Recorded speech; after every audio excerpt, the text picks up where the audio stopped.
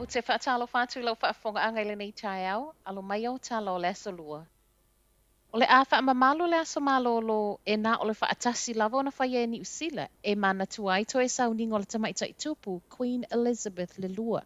Wa mai le aso ngafua a sau a o le aso ngafua i ona tu atu, luas fulma le ono se tema o le a aso malolo ai ni usila, ma o le a tā ua le Queen Elizabeth le lua Memorial Day. I le whaasalalau ngana whafonga mai el pāle mia Jacinda Ardern ana nafi, na ia tā uai, o le aso fo i leo le awhai ai le sauninga le malo i Wellington e le Cathedral of St. Paul, ma e whaasalalau tu sa o mai e televise i le aso. O le whaai unga le malo wa whai ai le aso malolo o lo o ngatasi maso malolo i Ausitalia, whaapea Peritania. O le aso ngafua le vai aso asa we whai ai to e sauninga o le tamaita i tupu i Peritania, ma o le aso lulu o le vai aso nei o le amalanga tuai le pale mia whaapea le kovana sili o New Zealand, Dame Cindy Kiddo e awai i sauninga muli muli.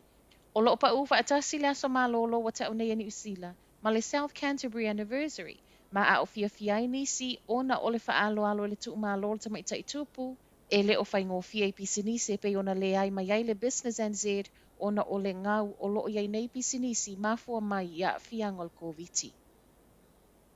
Wa tape mo li o le traffic light system, ma ua ngai le malo e ave e sea le tele o sa ma polo a inga o pui pui ngol koviti.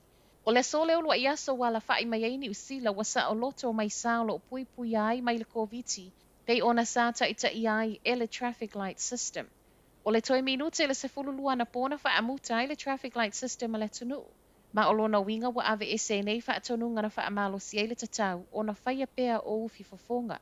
E ui la o lea ele o toe wha amalo si ele whaia ufi fofonga, ele o au fi ai ila toe wha atasia i no fuanga i peo fale mai, wha apea fale o tangata mātutua.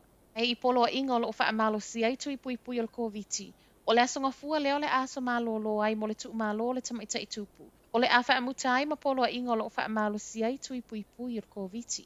O polo inga fo i o lo ta ia laina ai tui mo tangata whai malanga mai New Zealand, e au fi ai ma ila toe ngā lulua i lunga o wa lele. O lea o le a lea ai uma. Ai mai le pale mia Jacinda Ardern, o le wha amalo si o tui, wha apea le whaia pea o fi fofonga i nisi o no fuanga, ma whale whai ngā luenga, o le atu atu pea lea i le whaita lia o pūlenga ma pisi nisi. I le mai ai o le whaasala launga le malo o sauai nei le whaai unga le e New Zealand, e le toe mo o mia le whaia o fi fofonga i lunga o whai ngā malanga wa lele. O le toe minute ana po le ana whaangatai le wha o ngā ufi fofonga, ma o le so le urua i aso e le toe wha amalo si ai le kamupani wa lele, le whaia ufi fofonga tangata whe malangai. Mai le sui al pūlenga, o le atu lava fo i le pūle whaita lia i pāsese e mana na o e wha awau peo na whaia ufi fofonga. Ma o le a fo i o le a wha awau o na tapena i le kamupani pe a mo mia. Ai mo pāsese whai malanga i atunu o lo wha amalo si a pea le whaia ufi fofonga, o i lātou nei mo o mia pea le usi ta i o ta i alo pui puinga mai atunu ese. O le whale o loa veipi au ki lani se sifo, le ana wha aleanga ina wha o ngai ta avale ai ngā o ia. Te o le tolu le waweau ana le ilana ngā o iai le vape room i Henderson Valley Road, ma e wha ape e tolu te avale ngā o ina wha o ngai i lātou na osa wha ia. Lea whale o loa, ma o le lua, le ana wha asasa o i totonu o le whale o loa. Reporti mai leo leo e le tae o nei, e taunu uatu o le ai nisi, ma o lo wala au mai ai nisi e sila fia e wha awhisoota i atu le telefoni tasi o 5.